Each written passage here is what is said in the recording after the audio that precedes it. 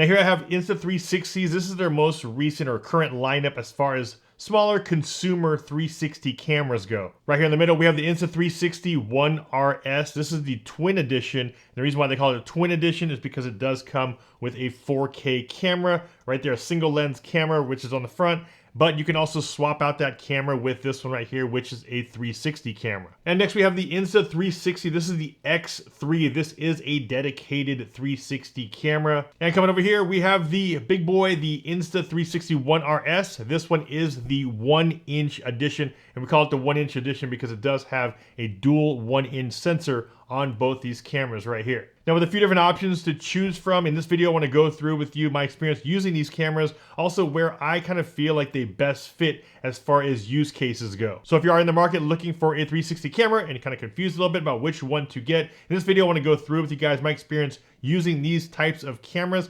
also who I feel like they're kind of best suited for as far as each one of these. Now if you are looking at getting an action camera and possibly a 360 camera and you don't have either, this is where you might want to start. It's more of a traditional style or looking action camera where you have the camera here up front, controls on the top, and a screen to preview your video here on the very back. If you're familiar with something like a GoPro or with DJI, the DJI action cameras, this is kind of along those same lines. So you are able to shoot and have that same form factor as a lot of the action cameras on the market. Now the one thing that's different about Insta360 of course is it comes modular. So this one right here can be taken apart as far as the camera goes.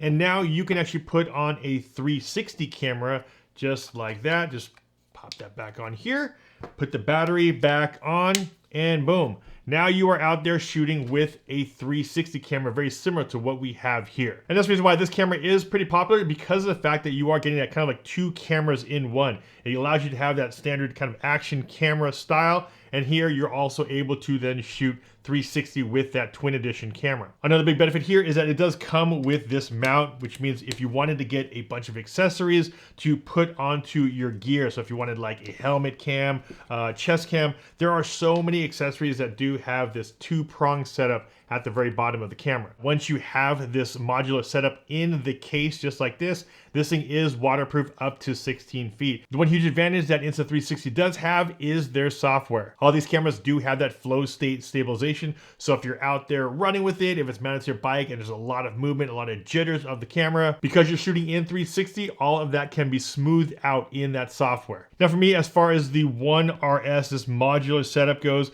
I will normally just use it as a standard 4K camera, just like this. Like I said, this is because I do have a couple options as far as 360s goes. So I like to personally have a dedicated camera that can shoot just like this, like a regular action camera, and then a separate camera that can shoot just like this, a dedicated 360 camera. And like I talked about earlier, if you don't have either one of these types of cameras and you want both, this is where this one comes in. Next camera I'll talk about is this one right here, and this is by far my favorite camera. This is the Insta360 X3. Now if you guys haven't seen, I posted a ton of videos of the previous model, which they have here. This is the Insta360 X2. Now the one huge difference from the X2 to the X3, as you can see right here, we have a massive screen, a 2.29 inch screen on the very front of the camera. So if you do want to preview your shots, you are now able to do that right on the spot. Now, one of the main reasons why I really like this camera is because it's super slim, a little bit slimmer than the One RS, and of course a lot slimmer here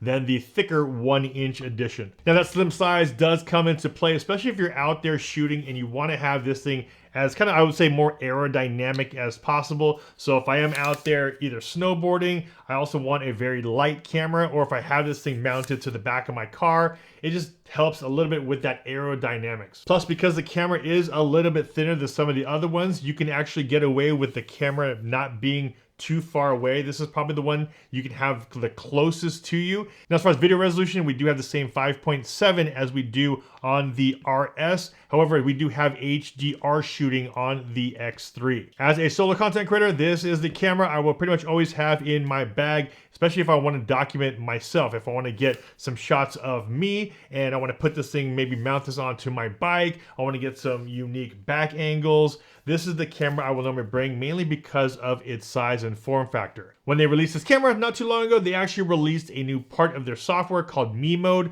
which makes it super simple. So if you're not familiar with 360 in general, a lot of the drawbacks sometimes I would say is that there's a little bit extra steps as far as editing goes, because you are editing 360. When it's shooting in 360, it's shooting everything, and you have the ability later in post-processing or in their studio app to then move that footage around and pretty much get any angle you want and export that particular clip or that particular angle out. Some bonus features of the camera: 8K time-lapse as well as 72 megapixels on the X3. And if you did want to use this thing as more of a vlogging camera, you are still able to do that anyways. But what's nice with the update here is that if you were to switch off one of the cameras and just use one of them, you can get now 4K video out of the single lens camera. Now, as far as how I've been using these cameras, for me, the use case in this one is really mounting this to certain things. I want to mount it to a car, mount it to my bike, or if I want to snowboard, I just put this thing out just like that and I can record myself snowboarding. This is probably one of my favorite style cameras,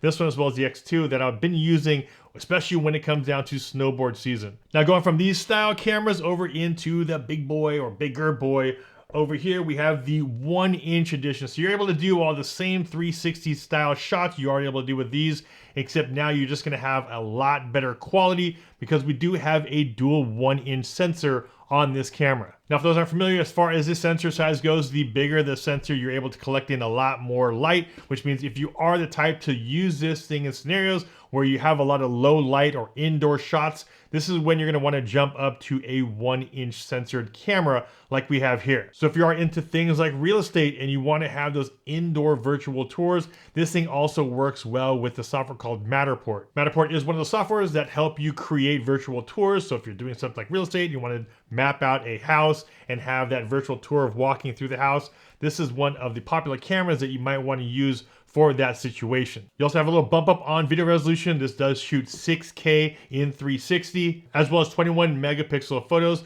but those 21 megapixels, like I said, are coming off of a larger censored camera, so quality is a lot better. This type of camera is really good if you're gonna be putting it on a tripod just like this, put it on a stand in the middle of the room, have it as a conference camera, also have this thing for construction, real estate. This is where this camera really excels. If you do want to use this in more action sports type of scenarios because you want that higher quality, you definitely can. You just want to make sure you have a lot thicker of a stick to hold that camera in support. And if you are going to be mounting it to something, you just want to make sure it is also supported here, because as this thing being out super far and also having that extra weight, it will tend to just bend a little bit more than it would with some of these lighter cameras. Now, when it comes to price, the Insta360 X3 comes in at $449. Next, we have this one here, the Insta360 One RS. This one is the twin edition. Normally retails for $549, and I believe they have some sort of holiday special now. I think it's about 50 bucks off, so maybe like $499 for the twin edition, and that means you get the 4K